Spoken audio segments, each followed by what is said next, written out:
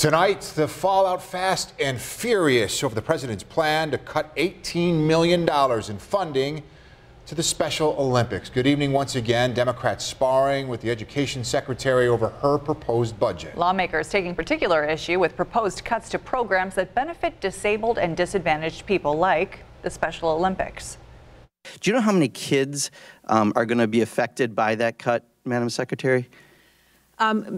Mr. Pocan, let me just say again, we had to make some difficult decisions with this budget. Again, this is a question on how many kids, not about the budget. I don't know the number of kids. It's 272,000 kids. That's all. I'll answer it for you. That's okay. No problem. It's 272,000 kids that are affected. Is an awesome organization, one that is well supported by the philanthropic sector as well. Sure.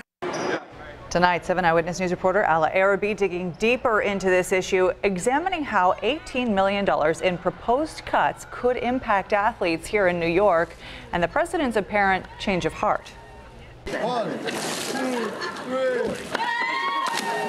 Bone-chilling fundraising events like the Polar Plunge help provide money to organizations like Special Olympics New York. In return, the charity is able to provide a sports program to schools called the Unified Champion School Program, which brings students of all intellectual abilities together. Another source of funding for Special Olympics comes from the U.S. Department of Education. But if that gets cut, it will absolutely slow us down. This is the majority of our unified funding. Hangsterman says there are 145 Unified Champion schools in New York State. She says it's a federal mandate that schools have to provide extracurricular activities to students with intellectual disabilities. But not every school is able to do that. That's what Special Olympics New York helps them with. For the student with intellectual disabilities, they're more included in the fabric of the high school. And for students without disabilities, they get a chance to become teammates with someone they might not otherwise come across in class. We see tremendous changes in that student, in their confidence level.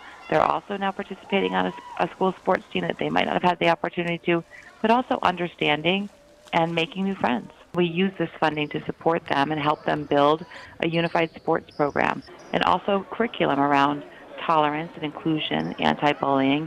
That's what this money is for.